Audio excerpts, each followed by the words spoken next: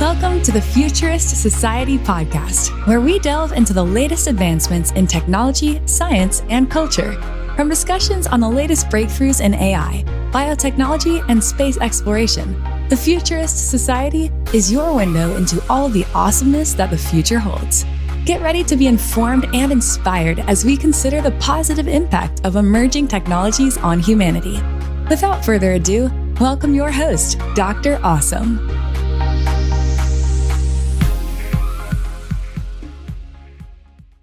Hey everybody, welcome back to the Futurist Society, where as always, we are talking in the present, but talking about the future. Today I have a really special guest. I have Dr. Philipp Koehn, who is a professor at Johns Hopkins University in the Department of Computer Science. And he's doing some really interesting things with machine translation as well as universal translation. It's something that has always piqued my interest because growing up, that was one of the things about science fiction that I felt like was very integral into conversing with different people. So thanks so much for talking with us, Professor Koehn. And if you could just tell us a little bit about what you're doing at Johns Hopkins and what the implications are that for the future.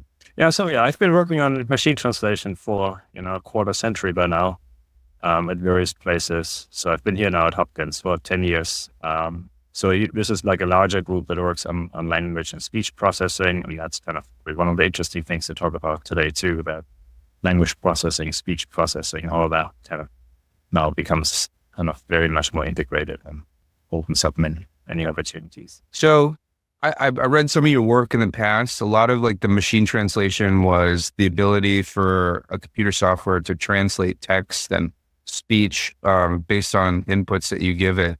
I think that has really given us like a lot of profound insight into old historic languages and things like that.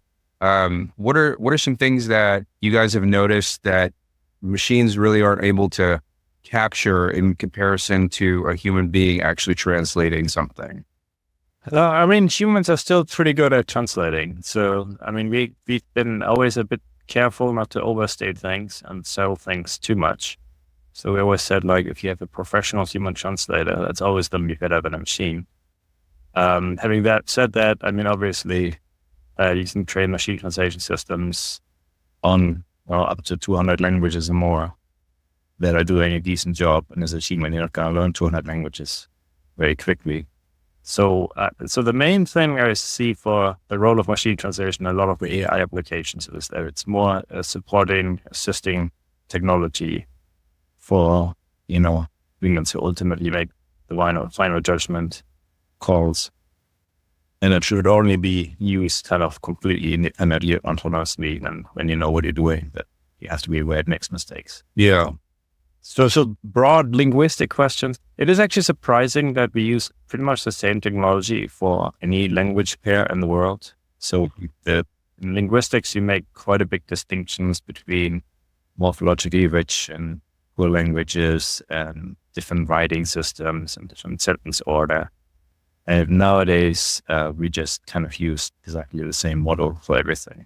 Does it matter at all that, different languages have different grammar or either the way that they're, I guess like what, if we're all using the same thing, like what is that underlying thing? And like, is it all, noun, verb, adjective, or how does it work?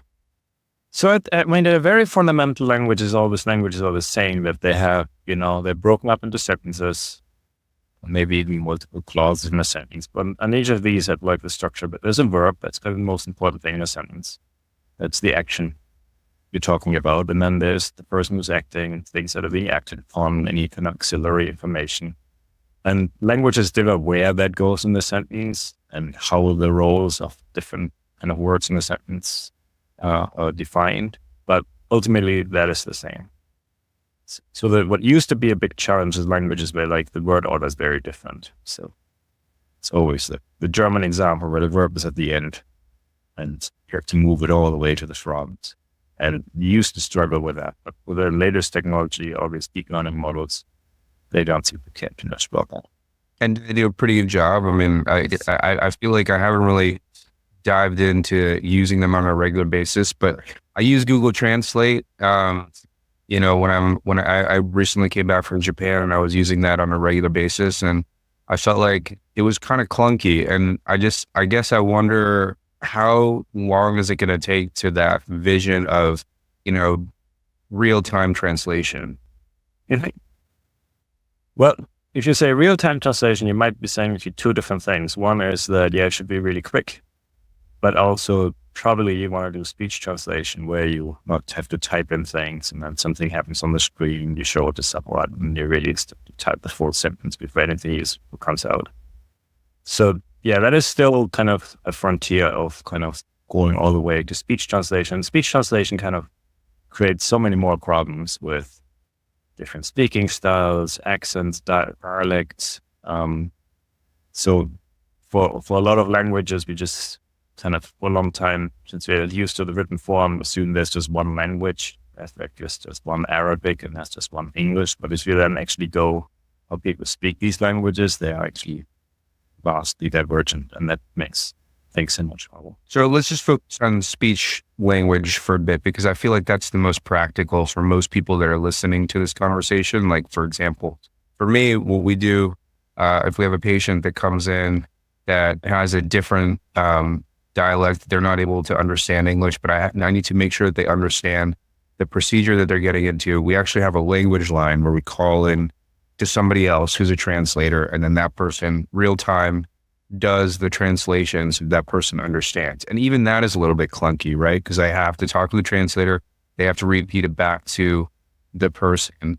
And so the process ends up taking like 3 times as amount as a normal physician's appointment.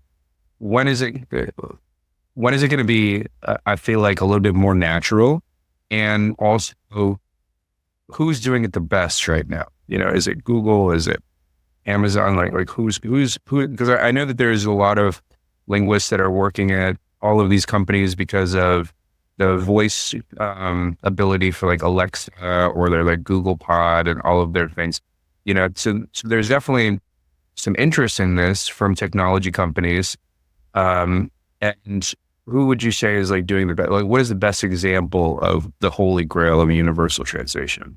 Yeah, so there's a lot of activity at the moment in the space. So we're kind of also at the point where a lot of the big companies, so you mentioned Google or Microsoft and Amazon, are kind of moving away of treating machine translation as a kind of a separate problem with a separate team, and just all kind of becomes part of this big language model, like speech model space. And so I don't even want to say who is the best. There's everybody's using very, very similar technologies. Everybody's using very, very similar data sets. So it's always very competitive. It has been always very competitive. So there are always, the best systems. They're always very close to each other. And for a long time, it was even the situation where we in academia could build systems that were state of the art. It's gotten a bit harder with the kind of computational demands of all the deep learning models. When is it going to work? Yeah, so I'm always a bit hesitant to promise that. There's this always famous line that in 5 years everything will be perfect, and that's a great premise to get funding and excitement. But then in 5 years you realize it's not there yet. So I think there's a big push right now for the work exactly on what you just talked about, to make the we call it simultaneous translation, where you while you talk, you don't wait for the end of the sentence. You might wait a minute, like a second or two, because you have to see a few words to make sense of what the standard person is going to say. So you might be still 1 or 2 seconds behind the speaker, but then you should start translating. So that's kind of where a lot of research action is at the moment.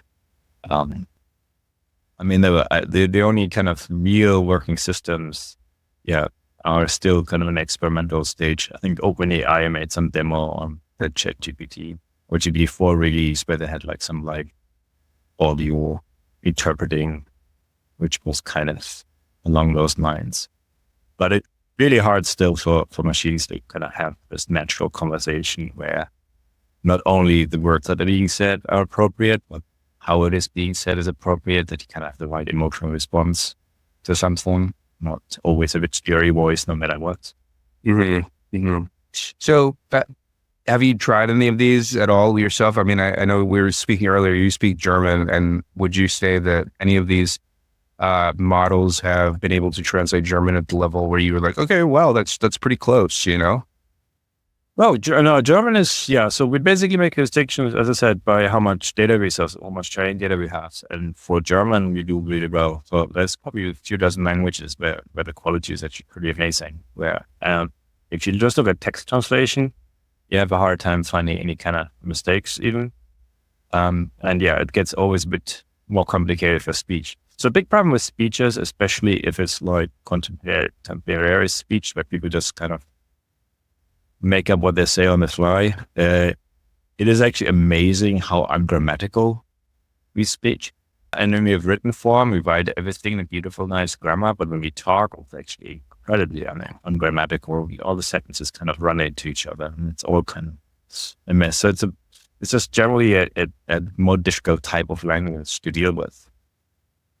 And then it's always not clear how much you should then clean things up in the translation or make easier for the translation. I found it interesting that you mentioned the doctor-patient conversation translation. So I heard from a physician who was working in that space too, like a year ago, and they also said there's a big need to simplify what the doctor says to the patient.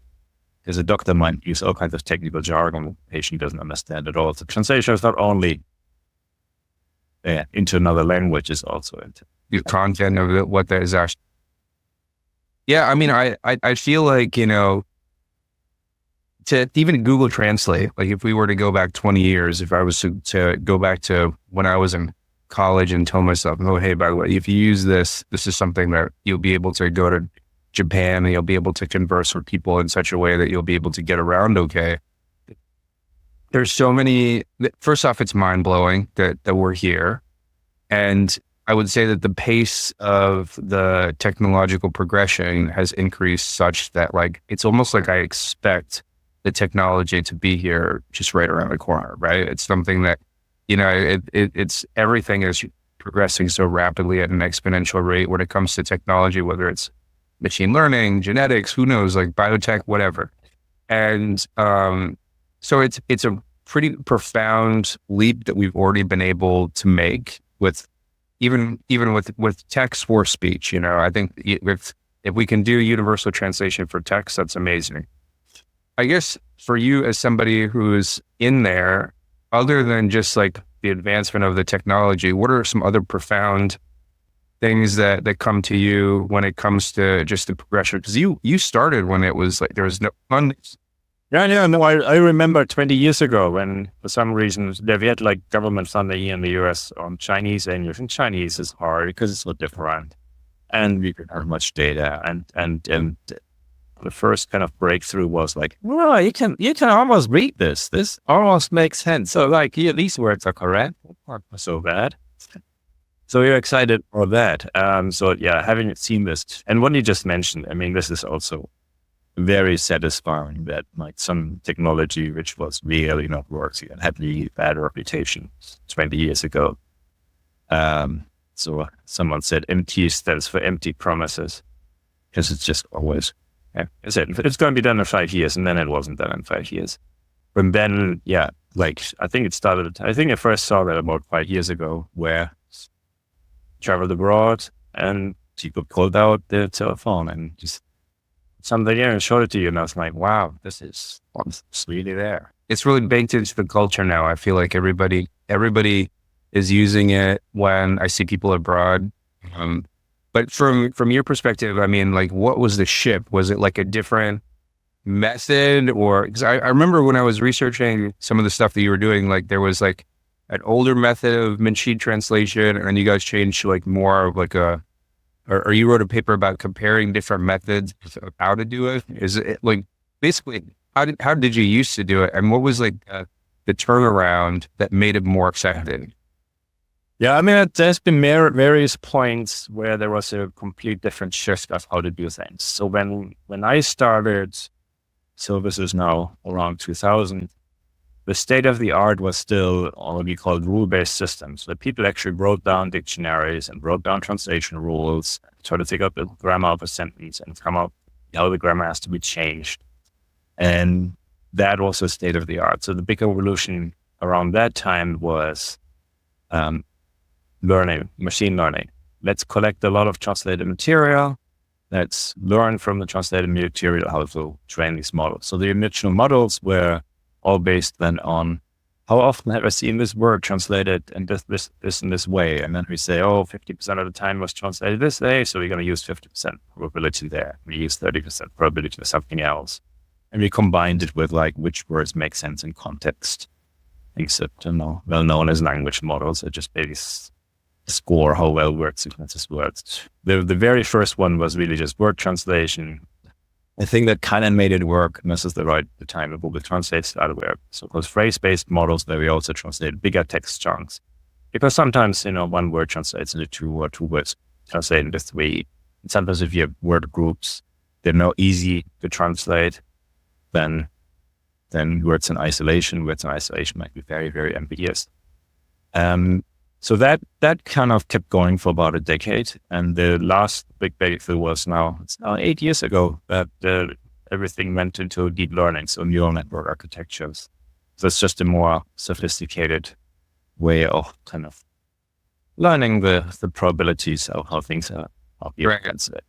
So with the advent of deep learning, was that when the accuracy went way up such that it was incorporated into everyday life, or was Google Translate or, any of these translate apps available and then now they're just better? Like, were they already baked into I guess what I'm asking is was it a ChatGPT moment where oh my God, everybody was using ChatGPT and now it's in the consciousness, right? Like my students will use ChatGPT to write up an email or something like that. Now it's out there, right? Beforehand, it was kind of like this esoteric, maybe you might know about it because you're in the machine learning space, right? But from someone like me who's not in that space, it wasn't really available. So was the real turnaround, would you say, the deep learning, or what was there something? No, I think that was also earlier. Like I said, Google Translate started around 2003. So when they started, they actually used some other companies, systems, rule-based system, and then 2003, they rolled out their statistical system for all that. And that was already a point where it was useful and people did use it. I think there was kind of relatively continuous progress over the years. So yes, the big turn to deep learning kind of gave it another good step progress, but I think it is continuous because it's not only the technology, it's also kind of refinement. There's always some new tricks you kind of put in. There's also more training data that is being collected. So this is also where we spend a lot of time on, you just need translated text to train our models on. Where can we find all that and how we can assemble it and put it in the right format? So and the interesting thing is with deep learning that all that really changed. Only really the machine learning method changed, but the entire infrastructure around it was still the same. Gotcha. The way we trained it on translated text, the way we evaluated it, the way we measured progress, all that was really not that. So it was actually not a big jump for people who worked on it. Everybody kind of changed within a year to a new thing. And I think actually what you just mentioned, ChatGPT, this is currently the next big change, I would say. It used to be that we kind of built dedicated systems on just translated text data. And now we have these gigantic models that are trained on trillion words of text in all languages. And if you just take these models and then adapt them to machine translation, that is currently working better. And that's we're kind of in the transition period towards that. It has the big drawback that these models are so gigantic, so expensive to use and build, that is still a hindrance for them. But in terms of quality, they have quite a few advantages. Yeah. What do you think is most exciting to you right now in this space that is going to be the next frontier? Because I feel like it's going to be, it's going to be based on, specifically for speech. It's going to be based on computational power. It's going to be based on, speed. those kind of things. But I might be missing something. That's what I see as an outsider. But, is there anything coming down the pipeline that you're like, oh, wow, this is going to be something big? Yeah, I think the whole merger of text and speech, that's the thing that is also currently happening. And it's really interesting because I'm here at a kind of an institute at the university called Center of Language and Speech Processing. And we always kind of had like colleagues who worked on speech and we worked on language. And it's also interesting that divide is reflected in that the speech people are in electrical computer engineering because that's signal processing, that is like waveforms, and audio and all that. And we have computer science, which for us, this is more like words and numbers. Yes. Binary versus analog, right? Yeah. So that has now merged. We basically use almost the same models. We speak the same language. Previously, they talked about filter banks and Fourier transforms. And I was like, okay, yeah, you do your thing. But now we're basically doing the same stuff. So it's like, it became much more fluid.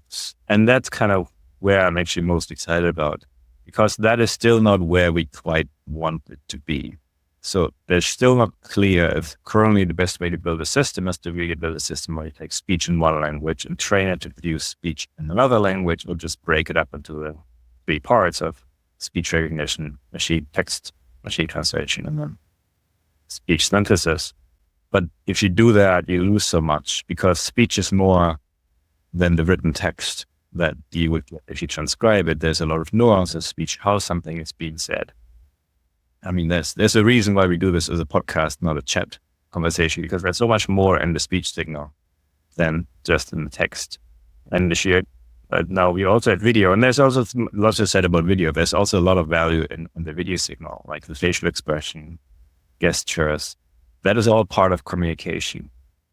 And I don't think we fully understand how to properly translate that and what we even want to do there. So if, I would now speak in German and here in Spanish or whatever language, how do you translate that? Because, so there are certain things to say in a certain culture, in a certain language, in a certain way. And that is always for translation. Never quite get to that. Yeah. So it's almost like the low-hanging fruit, I feel like, would be some sort of artificial general intelligence that acts as an intermediary to kind of like filter out the proper way to say something. Yeah. So even that is not quite clear how to do this. So interestingly, there's so much less speech data available than text data. You would think that people speak a lot and they don't write very much, but they don't record what they're speaking. Everything right is automatically recorded. So there's so much more in text form. Also historically, you have access to speech. There's really not that much there. So the big foundation models for speech are not as big as the foundation models for text, because there's just not that much audio. There's also a lot of privacy concerns with audio. If you take a sentence, you don't know who wrote it, but if you take a piece of audio, you can probably trace down who said it, and that opens up organized problems. But yeah, that whole space of like, not just kind of translating the meaning and have a monotone voice being the translation, but capturing kind of the whole of what makes up human speech and human communication. Yeah, it's a really interesting space to be in. I mean, I feel like it would be cool to see like that kind of progression from where we were so far away from the ideal and now we're like so close, right? Yeah. There's not very many, like, I don't think that we could say that about any of the fields in medicine, right? Like, I mean, we're close and like we're building and stuff like that, but that kind of rapid progress is pretty interesting. I'm sure that for you to be a part of it. Yeah, it's a very hectic time. I think just also because of the large language models and all these things kind of merge. Now everybody's working on the same thing, and because it has so much excitement, developers or just normal people who use technology in interesting new ways. All that kind of brings new ideas to the table, and all that kind of creates such a very dynamic environment that, a lot is happening. It's really the point. Like, I write these research proposals and then I look at a paper, that is from like early 2023. This is like already more than 6 months old. Well, that's still relevant. And it didn't used to be like that. It is a very fast-paced environment, right? So also it's interesting that it's such an open environment where for some reason or other, a lot of these companies who spend tens of millions of dollars of building these gigantic models, then give it away for free and you can use them. So we at the university could never build a model like GPT-4 because it costs, tens of millions of dollars. It should cost. But there are many kind of open source models out there you can just download, and then the action is really in building on them. And we can still do that and still refine them, and we can adapt them, really make them work for tasks like translation. It's interesting. Okay, so $1 million question. I have a daughter, and I'm like deciding, is it even worth it to have her learn other languages? I feel like this technology is so close. Like, are you a parent? Do you have kids at all? I have children, I'm German, but I live in America. And do you see the value of teaching other languages, or because you're in the space, are you more like, you know what, it's going to be like learning how to make vinyl records, or it's like learning how to make fire, like why put your interest into this where you can use like a lighter or something like that? Yeah, I mean, it is interesting because when you learn another language, you also really learn a different way of thinking and a different culture on a much more intimate level. Yeah, that always gets a bit lost in translation. Mm-hmm. So I am like still of the generation. We learned in school Latin. I had Latin for like 5 years. It was terrible. What are Latin and English in school? So English was right. Latin was also interesting, but you kind of learn something. In that time, it was pretty extreme. What like culture 2,000 years ago, But you when you actually learn a language, it's a different way of thinking in a way, and the cultural understanding, and like all that gets lost in translation. So translation is always an approximation. It was interesting that there was like a study like a long time ago where they looked at the machine translation of various languages, or actually a human translation of various languages, and you could still trace down from the translation what the source language was. Because people just say things in a certain way in a certain language. So if you translate it, you still have to express it in the same way, but you wouldn't say it like that in the other language. Do you think, so first off, I just want to say that that's a very interesting thing to hear coming from someone who is in the computer science space, because it's a very romantic idea of language, right? It's like you learn the type of person by the language that they speak. But I've heard that is indicative, like the personality that's imprinted onto you is also contributed from the language that you learn. So let me give you an example. Like my parents spoke Urdu growing up. And so in Urdu, there is a very significant differentiation between people who you're supposed to respect versus people who are just like, the colloquial terms, right? And I feel like it's just like ingrained in my head, like, oh, this is an adult person and I have to respect that person. My wife, she speaks Pashto, which doesn't really have the same kind of, thing. And I don't really feel like it's as present.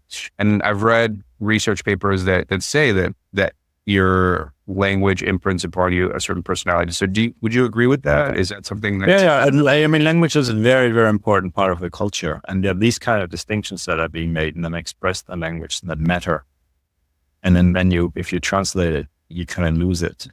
Then, yes. I mean, German has the same distinction between like a polite you that you use if you talk to anybody official, and then the more informal one that you talk to with your friends, and it's like a big formal thing. Mm-hmm. Maybe not much anymore to like having a friend and offering to say an informal you instead of the polite you. That's kind of marker. I know the story from my parents, who it took them like 10 or 20 years to finally agree with their neighbors that they constantly talk with to say that the informal you. And those distinctions that are very kind of, they matter and they're quite important. Yeah. So would you advise your kids to still learn languages? Are they learning languages or? And also it is just, I don't know how good the technology will ever be, but it's always much more natural that she can actually understand. Interesting. Yeah. And talk in that language than be reliant on technology.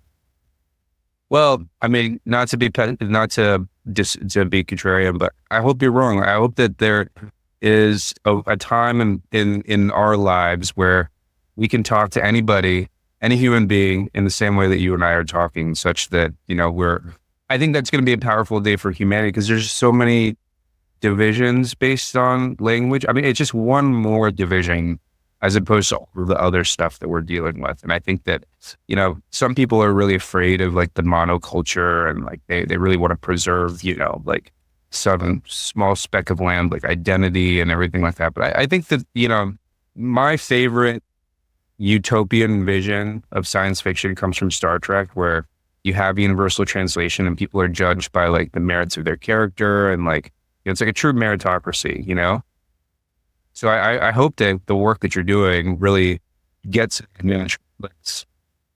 Yeah, I would agree with you that it's definitely the hope that if this technology, this machine translation technology works good enough, that it also then kind of confirms the validity of all the languages, because we see across the world such a big push towards English as the universal language. I mean, it doesn't matter which language country you grow up, you're probably going to learn English as a second language, because that's just the global language. You just have to speak it, and then you kind of see it creeping in. Like, if I go to academic meetings, of course you speak English. And then, I mean, I'm now in America, so obviously everybody speaks some English here, but I hear it from like academia, where, at German university, you have like a Spanish researcher and a French researcher. And of course, everybody then speaks English with each other, because that's what they can agree on. So there's like a real danger that even in countries with strong national identity and a strong national language, there's this pull towards English, and hopefully maybe machine translation is a push against that helps us with all these languages. I mean, it might still end up being English as, that one language that kind of binds us all. But I feel like if we did have universal translation, that one language could fluctuate very easily, right? For example, maybe 1,000 years ago, people were speaking Latin as the universal language. It's just right now, for whatever reason, English is the most predominant one, but who knows, in 1,000 years, it might be German, it might be, whatever. It depends. I feel like in the grand scheme of history, the language that dominates the culture could be relatively different, at least I hope so. But the point that I'm trying to say is that I feel like if we do have universal translation, it wouldn't matter anymore, like if we had that ability. But that's a very pie in the sky dream. And that's part of what this whole podcast is about, is getting people inspired into the future that's coming around. But what for instance, I do know the perspectives from like European Union, which is also, a lot of countries that speak all different languages come together. And there is a lot of emphasis that the European Union doesn't speak English. They speak 26 official languages, and everything is accessible to 26 official languages. And if you are a parliamentarian and go to the European Parliament, you can give your speech in Danish, and it's perfectly fine. And that is what even expected. And there's an array of human translators, and you can live translate your speech into all the other languages. Mm-hmm. And they spend a lot of money on enabling that, but it's also important for just the way the European Union works. It's all by consensus agreement, so everybody needs to be, feel like they're valued. So that is going to be interesting to observe how well that as a recipe works versus kind of the English-centric. Yeah, no, it's certainly, the Chinese have a saying, may you live in interesting times, right? And I feel like right now is just like the most interesting time of humanity. So much is changing, like culture, technology, all this stuff, and the pace of change is increasing also. So it's certainly going to be interesting watching all of this stuff play out. Yeah, and then we asked earlier about the the research atmosphere, if I step back and just watch everything happening and read papers, I'm like, wow, this is interesting. That's amazing. That's cool.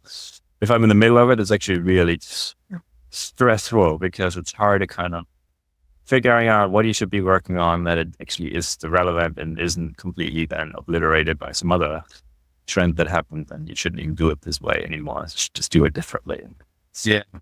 And it's mundane too, right? It's like publish or perish, right? Like you have to like write papers and you have to ask for grants, and like, at Tufts University, it's the same way, or like, or it's the same at all different universities. But in general, we're so focused on what we do on a daily basis. It's nice to step back as someone like a third party observer. If like they were to tell me, oh, look at how surgery's advanced, I would sit back and say, yeah, actually it has really advanced. And I'm excited for what's coming down the pipeline with biotechnology and all this stuff.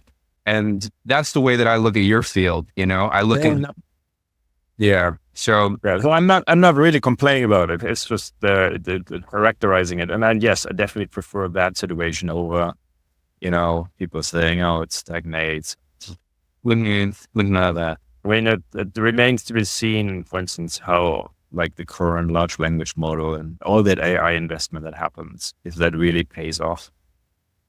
And do you think it will? I mean, there's so much buzz about AI, and I feel like I can't really tell the wheat from the chaff. I feel like there's a real difference in people who are in it, who have this idea that this is like the next big thing. And then there's people who are just going about their daily lives who might not be exposed to it. It's very difficult to tell which one of those peoples are right. Yeah. So it ultimately comes down, what is it actually going to be useful for? There is always our mantra, machine translation. What is it useful for? If it's like text translation of web pages and you can figure out what it means, that's already useful. If it makes translators more productive, that is definitely useful. And that's actually where money comes in the matter. And then if you travel abroad and you can pull out your phone, that is a level of usefulness. So you're kind of in the same space with large language models. But I also have to say that even if it turns out to be really useful, it doesn't necessarily mean it's going to make a lot of money. So machine translation never made a lot of money. And we had Google Translate that basically gave it away for free. So the money was really just in building customized systems, and there is not really that many people who pay for customized systems. Only people want to pay for customized systems really then do it because they want to save money somewhere else. So like, even if it is useful, and machine translation definitely has turned out to be useful, it didn't really make anybody really super rich. Yeah. No, I hear you. And honestly, I hope that stays the case, because a lot of the concern of, at least from my perspective and some people who are in the tech space, is that there's too much consolidation of I guess power with artificial intelligence. You have like the top 4 or 5 companies that really control all of the stakes, and I hope that we have a lot more open source opportunities, a lot more democratization, because I do feel like that, like the internet was super democratic, like it allowed somebody who was in their basement to start up a business and make a ton of money from it. I don't know if that's the same thing with artificial intelligence, but I'd be interested perspective. Yeah, I'm very optimistic. I'm fairly optimistic about it. So the only thing, so we can basically, if I would now decide here, my research group, we should build a big language model like GPT-4.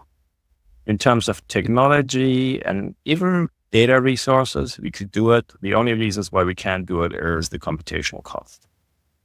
But yes, there are, the big companies who can spend tens of millions of dollars or whatever they spend on it, on building these, and we can't. But in terms of the technology, we know what they're doing. It's not a mystery. It's fairly well published.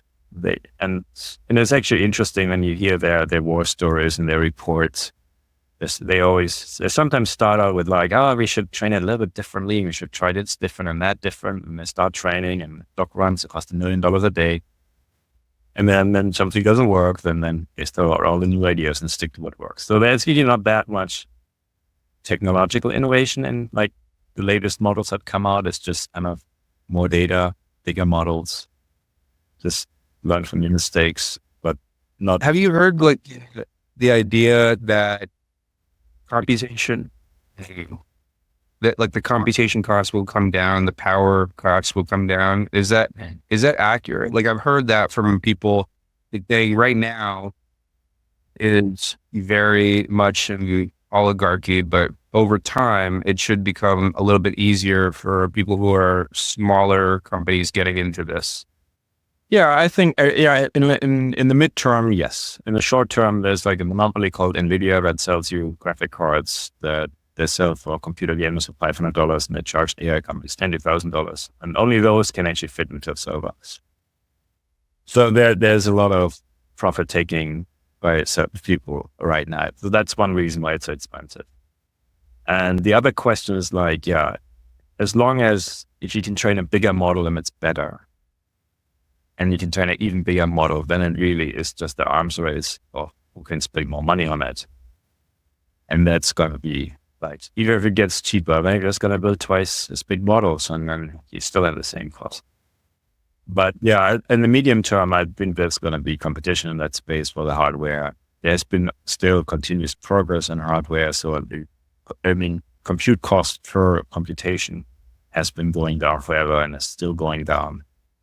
It's just get kind of overweight by kind of demand. Yeah, it's the amount of compute. Even though the costs are going down, the amount of compute is still increasing. And so there's two things that could happen that really brings down cost dramatically. One is that the whole like even bigger and bigger and bigger kind of stops at some point, and it's just, you're diminishing returns. Right. And people just find out more efficient ways of training them. That's just extremely wasteful, all they're currently being trained. And well, there ought to be better ways. And maybe that people find out what the better ways of training this. And there's also going to take down the cost quite dramatically. So yeah, at the moment it looks, that's the situation as we described, but that might look different than like 3 or 5 years. Yeah, let's see. We live in interesting times, so I'm really excited to see what comes down the pipeline. But listen, thank you so much for being with us. I'm going to ask you the 3 questions that I ask all of my guests, which are kind of general questions that I want to see what people who are in the industry who are building the future are actually thinking about. And the first one is, where do you gain your inspiration from? I kind of highlighted a little bit about how I gain a lot of inspiration from science fiction. I'm always thinking about how do we make that utopian vision that some of our best science fiction writers have thought about. What about yourself? What drew you to this in the first place, and what inspires you daily? So what drew me to this in the first place, I want to do machine learning, and then I just started doing machine learning. I realized it's kind of stupid to do machine learning without having a problem. So then text and language processing was kind of a nice area to do machine learning for, because there is a lot of data. And then what also motivates me a lot is that we're actually building something that's useful. I mean, it's also, we're having this conversation, and everybody has an opinion about it, and it's easy to communicate. And like I said, the experience, you travel abroad and someone pulls a cell phone, shows you Google Translate, and you're like, I worked on that kind of stuff. Yeah. It's there, it's real. So actually that it actually has an impact on the world is very, very encouraging. Yeah. No, I can see how, like, I definitely gained some inspiration from the impact I'm delivering on a daily basis.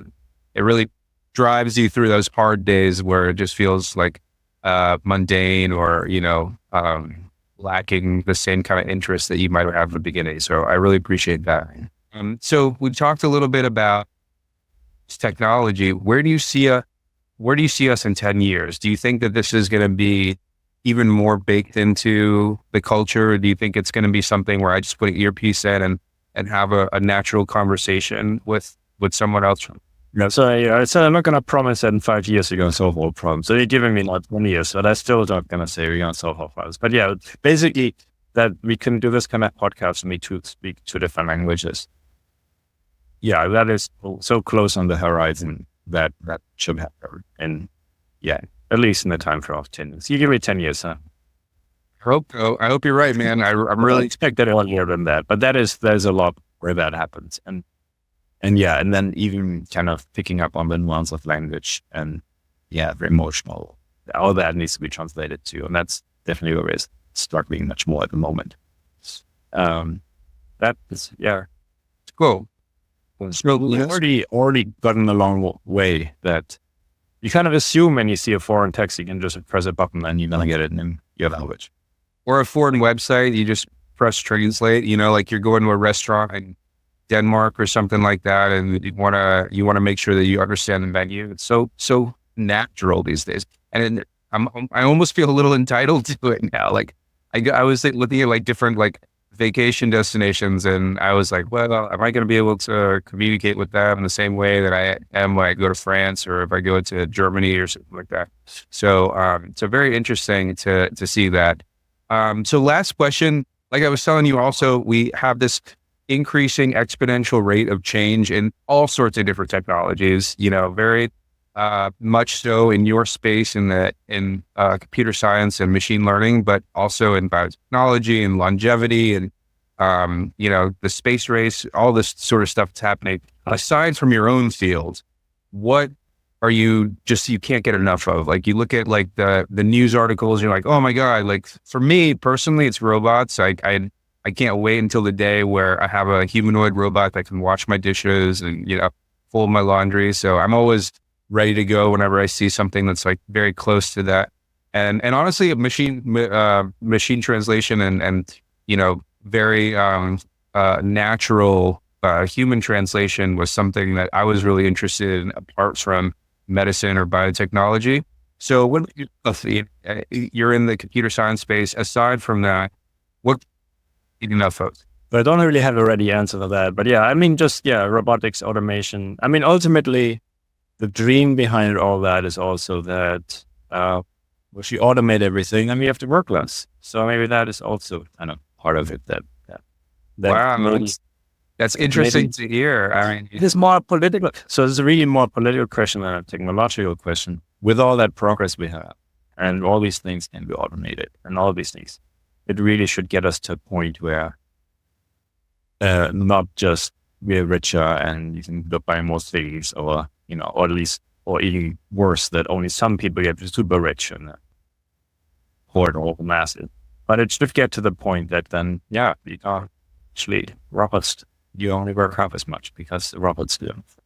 Yeah, certainly. I think that it's going to definitely allow for us to come home and not have to worry about like chores, right? If we could just remove chores and focus on things that we enjoy doing, I think that would be a really interesting time to live in. But I hope that we get to the point where you're saying where we can actually just work less in general. I think that this idea of a 40-hour work week, it's something that were it be 10 years ago, I don't think that we would be debating the merits of it. But now people are actually debating the merits of a 5-day work week. Now we're thinking about like a 4-day work week, a 32-hour work week.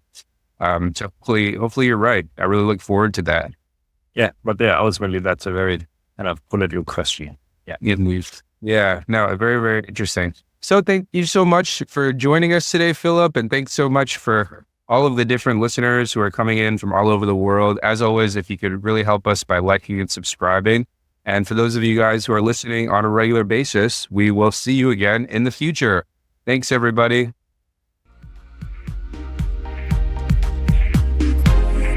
We appreciate you taking part in today's episode. Take this chance to reimagine a better future by joining a community of futurists who strive for a remarkable world. Be a part of this growing network and contribute to making the world a more positive place. Visit thefuturistsociety.net and subscribe to the show so you don't miss a drop of hopeful futurism.